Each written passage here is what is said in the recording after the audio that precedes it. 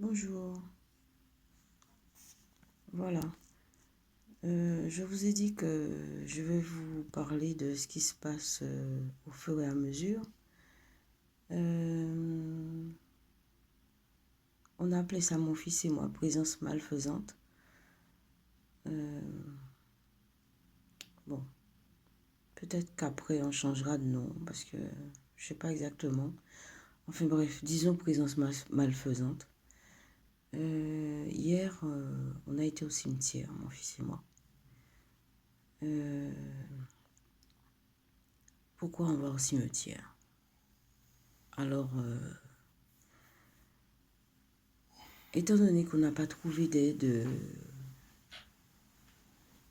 du côté de personne,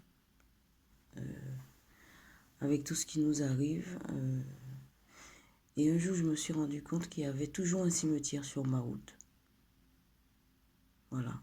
Et je me suis dit, tiens, c'est bizarre, je vais y aller.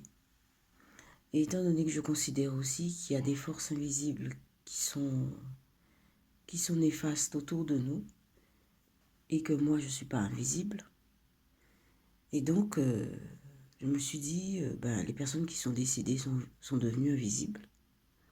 Et donc, je vais demander de l'aide du côté des personnes qui sont devenues invisibles, donc des personnes décédées. Donc, c'est pour ça que je vais régulièrement dans un cimetière. Voilà. Et donc, hier, on a été au cimetière.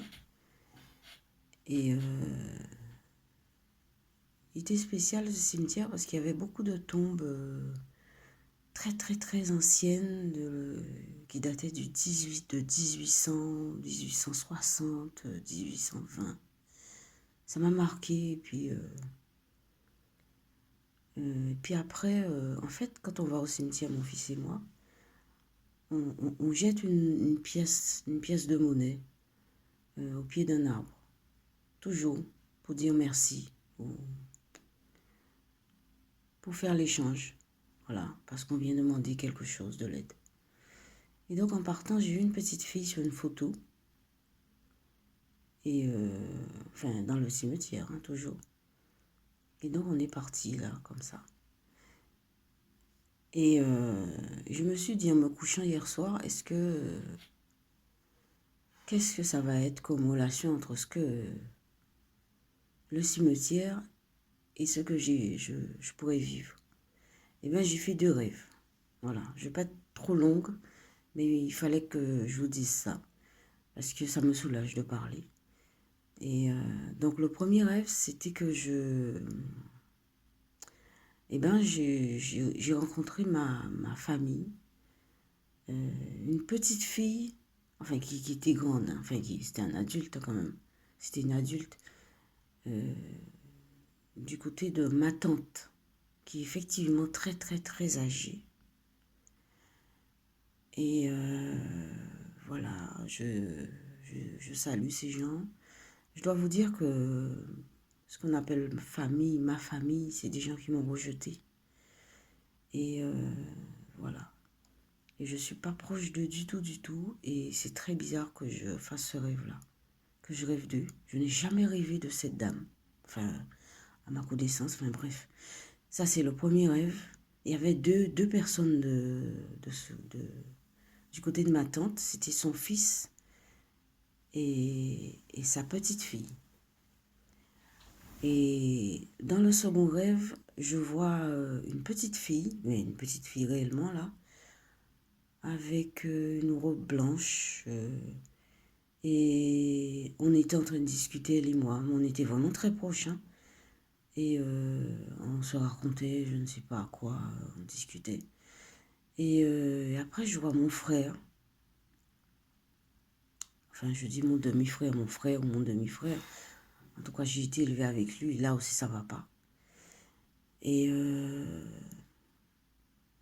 il dit il nettoie son jardin, mais il trouve des pieds de dattes qui poussent.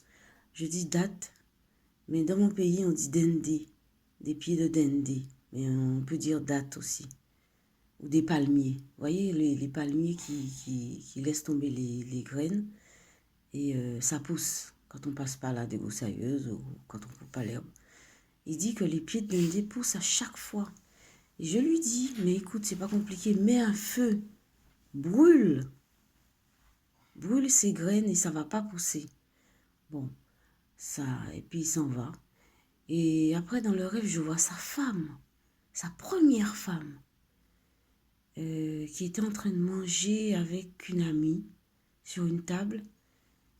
Et en arrivant, je monte un escalier. Et après, je m'assieds au pied de l'escalier, je me remets debout. Et puis, je repars. Et elle me dit, le rêve n'est pas très clair, mais enfin, en gros, c'est ça. Elle me dit, ouais, ce serait bien de prendre les nouvelles de ton frère. Voilà, voilà. Voilà les deux rêves. Et vous allez interpréter ça comme vous voulez. Moi, ce qui m'intéresse, c'est seulement, d'abord, premièrement, de parler. Voilà. Merci, à bientôt.